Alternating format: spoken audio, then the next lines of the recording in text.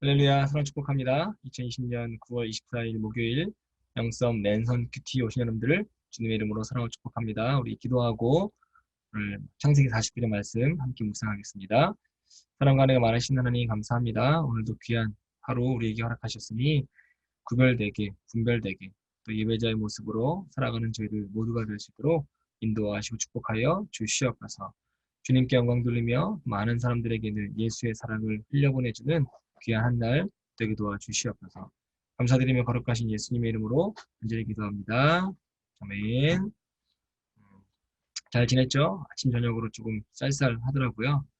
감기 조심하시고요. 감기 걸리지 않을 수 있도록 잘 여러분 몸 관리를 했으면 좋겠습니다. 오늘은 창세기 49장 29절부터 50장 14절까지 말씀 함께 묵상할 텐데 여러분 읽을 거라고 생각하고 여러분을 믿고 오늘도 역시 그냥 바로 본론으로 들어가도록 하겠습니다. 오늘 본문은 야곱이 12명의 아들들을 다 축복합니다. 또 예언하죠. 오늘 다 마친 후에 자신의 죽음을 준비해요. 마지막 예언으로 아들들에게 선조들이 묻힌 가나안 땅에 자신을 묻어달라고 부탁합니다. 근데 왜 가나안 땅일까라고 하는 거죠. 지금 어디 살고 있어요? 애굽에 살고 있습니다. 그럼 자신이 죽으면 가나안 땅으로 데리고 가서 묻어달라고 부탁합니다. 야곱의 마음속에 뭐가 있었냐면 가나안 땅이라고 하는 건 하나님께서 주시겠다고 하신 약속의 땅이다라고 하는 걸 믿고 있었다라고 하는 거죠. 자신이 죽음으로 끝나는 것이 아니라 조상들이 있는 또 다른 세계로 우리가 알고 있는 천국의 세계로 영의 세계로 돌아간다라고 하는 걸 확신하고 있었어요. 누가요? 야곱이. 이 신앙이 이 야곱의 개인적인 확신에서 나온 말이 아닙니다. 그냥 간다라고 하는 것이 아니라 하나님께서 아브라함 때부터 주셨던 계시해 주셨던 약속의 말씀입니다. 더 참조하고 싶으면 창세기 15장 15절 말씀을 한번 여러분이 찾아보시기 바랍니다. 야곱은 자신이 돌아갈 곳이 있음이 분명히 알고 있었고요. 또 믿고 있었습니다. 인생의 최종 목적지가 이 땅이 아니다. 지금 살고 있는 애굽이 아니다. 바로 하늘나라임을 우리 야곱은 알고 있었다라고 하는 거죠. 지금 그것이 자기 인생에 올바르고 겸손하게 만들어준다라고 하는 걸 분명히 야곱은 알고 있었습니다. 야곱은 아들들에게 할아버지 아브라함 그리고 아버지 이삭이 묻혀있는 가나안 땅 막벨라 밭에 있는 굴의 자신을 장세해 줄 것을 부탁합니다. 야곱이 이번 부탁이 두 번째 부탁이에요. 첫 번째 부탁은 창세기 47장 29절부터 31절에 보면 거기서 한 번 더 부탁합니다. 생의 마지막 부분에 다시 한번 아들 요셉에게 다짐까지 받으면서 나를 애굽에 장사하지 말고 나를 애굽에 묻지 말고 가나안 땅에 묻어달라고 막벨라 굴에 묻어달라고 조상의 무덤에 묻어달라고 당부합니다. 어차피 영혼은 천국에 가는데 왜 야곱은 자신의 몸이 장사되는 장소에 대해서 이토록 집착했을까라고 하는 궁금증이 생깁니다.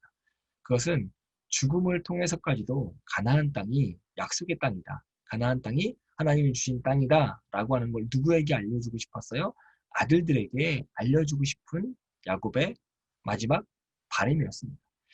야곱이 130세에 애굽으로 이주합니다. 그리고 17년을 살다가 147세에 죽어요. 애굽에 살았던 17년 동안 야곱은 분명히 풍족한 생활을 누렸을 겁니다. 왜냐면 아들 요셉이 고위직이 있잖아요. 총리잖아요. 그러면서도 잊지 않았던 것이 하나 있습니다. 애굽에 생활하면서도 단 한 번도 잊지 않았던 것 바로 하나님에 대한 약속.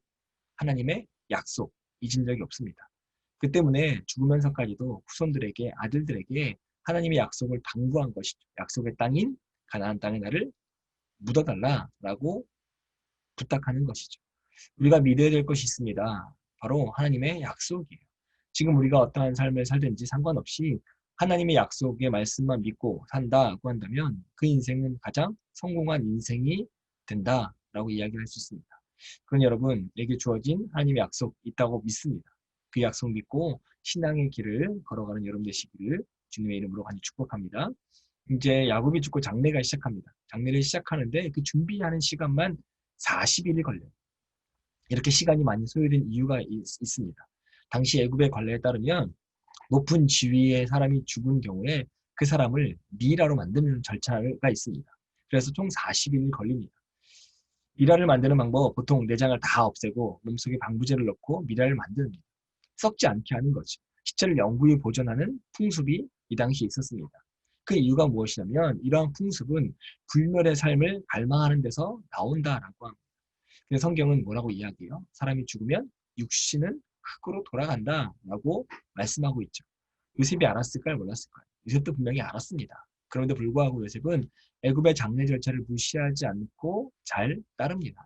이미 아버지 영혼은 조상들에게로 돌아갔기에 그 육신을 처리하는 일에 있어서 애굽과 불필요한 마찰을 일으킬 필요가 없다라고 생각했기 때문이죠. 진리의 본질이 훼손되지 않는 한 세상의 일을 처리함에도 이렇게 요셉처럼 지혜가 필요해 보입니다.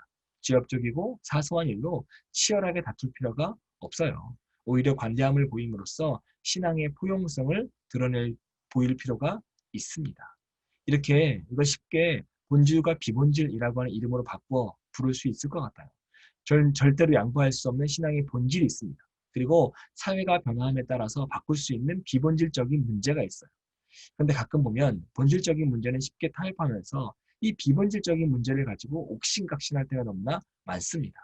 지금 한국교회에서 대면 예배냐 비대면 예배냐 하는 문제이겠죠. 대면 예배가 본질이라고 하면서 벌금까지 지불하겠다고 하면서 대면 예배를 드리지만 삶에서 예수의 향기가 드러나지 않는 삶을 살아가는 모습 우리는 너무나 많이 보고 있습니다. 저는 반대인 것 같아요. 여기 안석교회 담임 목사님이신 고태진 목사님께서 쓰신 글이 참 마음에 와닿더라고요. 한번 읽어드릴게요. 예배를 드리면 죽인다고 칼이 들어올 때 목숨을 걸고 예배 드리는 것이 신앙입니다. 그러나 예배 모임이 칼이 되어 이웃의 목숨을 위태롭게 하면 모이지 않는 것이 신앙입니다. 라고 글을 쓰셨습니다. 모이는 것이 본질이 아니라 저는 어떻게 살아가는 것이 신앙의 본질이라고 이야기하는 거죠. 너무 비본질적인 것에 목숨 걸고 진짜 지켜나가야 할 본질적인 것은 헌신짝처럼 내버리는 여러분 되지 않았으면 좋겠습니다. 이 코로나 시기에 믿음의 사람들이 포용력과 관대함을 통해 오히려 더 빛나기를 바라요. 여러분의 삶 속에서도 하늘의 지혜로 잘 분별할 수 있는 믿음의 사람이 되기를 오늘도 두 손 모아 기도하도록 하겠습니다. 주님의 이름으로 영생의 모든 청년들을 사랑하고 축복합니다. 우리 내일 금요일 영상으로 또 만나도록 하겠습니다. 내일 만나요.